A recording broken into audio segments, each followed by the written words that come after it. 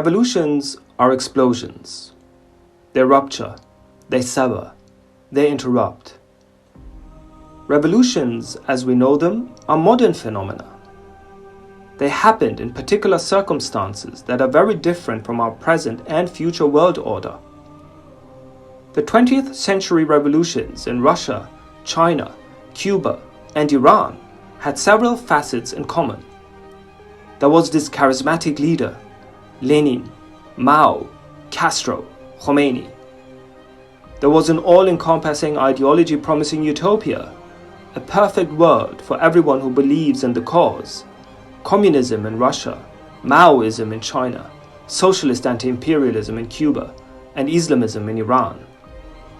And there was this immediate assault on the body and mind in the name of the perfect revolutionary individual in the case of the communists, or the ideal Muslim in the case of the Iranians in 1979. Such revolutions have disappeared, and they will never return again. The so-called Arab Spring in 2011, which led to the downfall of several dictators, from Ben Ali in Tunisia to Muammar Gaddafi in Libya, signified a new type of rebellion.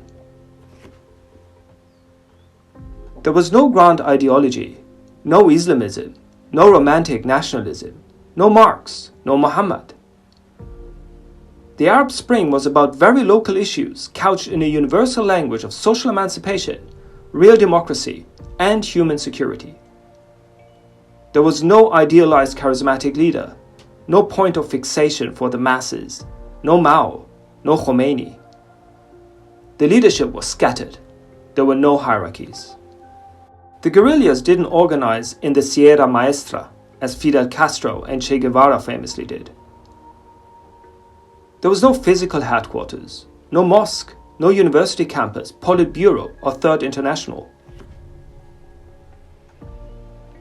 The revolts unfolded in the virtual world on social media channels or via urban graffiti art that would signal in a codified language only decipherable by the protesters where the next gathering would happen.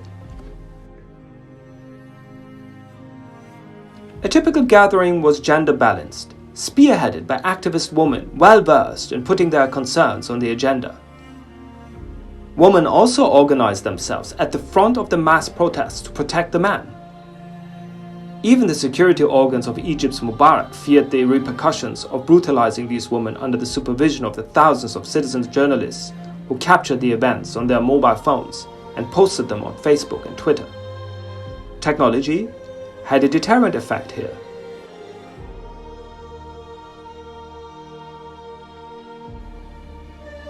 Therefore, I've called the Arab Spring a postmodern revolt, to signify the difference from the revolutions of the 20th century, which were typically modern. The absence of total demands, a hierarchical leadership, and a social explosion that would have galvanized all strata of society explains why changes were gradual, reformist, as in Tunisia, or easily defeated by the counter-revolutionary establishment fortified in the deep state, as in Egypt.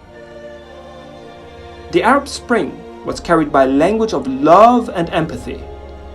From Tunis to Cairo, Damascus and Manama, the demonstrators were enthralled by the scent that the beautiful spectre of freedom from oppression brings about. The sulfuric stench of brutal violence left behind by the violent crackdowns may have postponed the changes demanded. But future rebellions will continue to be steeped in the hybrid paradigm that the Arab Spring manifested. Mobilization on the streets carried by increasing presence and rebellion in the virtual world.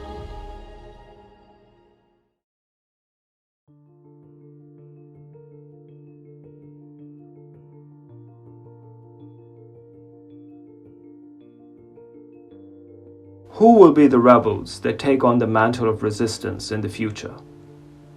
As we enter a post-human society where our everyday lives are penetrated by technology like never before, future rebellions will be fought out on the neural networks that are undergirding our techno-reality. Hacker movements such as Anonymous, who were great supporters of the Arab Spring, the hugely successful feminist movement in Chile, Palestinian self-determination, and emancipatory causes all over the world, are a very good example. Created in 2003 as an anarchist international hacktivist collective, Anonymous is leaderless, decentralized, opaque, both in their usage of stylized Guy Fawkes masks and in their strategic employment of internet guerrilla tactics that target government institutions all over the world. Anonymous takes their cue from V for Vendetta, a British graphic novel that depicts a dystopian future version of the United Kingdom, ruled by a Nordic supremacist party which has exterminated its opponents in concentration camps and now rules the country as a police state. The novel is written in the best British tradition of rebellion against totalitarianism, which was so beautifully captured in Orwell's 1984 and Aldous Huxley's Brave New World.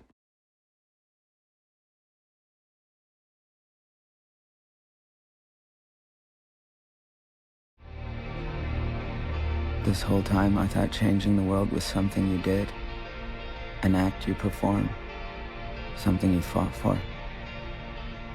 I don't know if that's true anymore. What if changing the world was just about being here, by showing up, no matter how many times we get told we don't belong, by staying true even when we're shamed into being false, by believing in ourselves even when we're told we're too different. And if we all held on to that, if we refused to budge and fall in line, if we stood our ground for long enough, just maybe, the world can't help but change around us. Anonymous demonstrates how through the use of theatricality, a form of cyborg activism can be enacted.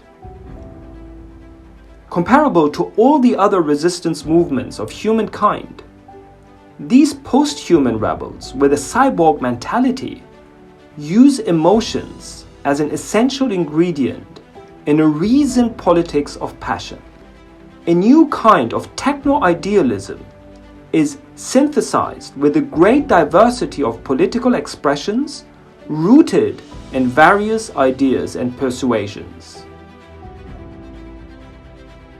These cyborg rebels do not claim that they can save the world. They appear as subversive and anarchist tricksters that keep the establishment off balance, thus questioning and disturbing the status quo. Membership is open. All you need is a passion for justice and perhaps a Guy Fawkes mask. On the ethers of the World Wide Web, every individual becomes a target of power and therefore an harbinger of resistance. Camouflaged to fit into the new realities of a techno-dominated society, the future rebel has no ideological foundations.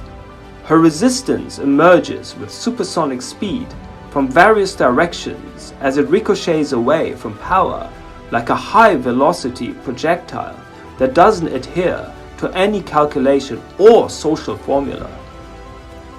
By definition, this type of resistance transgresses our traditional boundaries between the material realities surrounding us and the virtual world which is increasingly encapsulating our daily lives. The future rebellions, therefore, will be carried by technology, and they will come out of nowhere.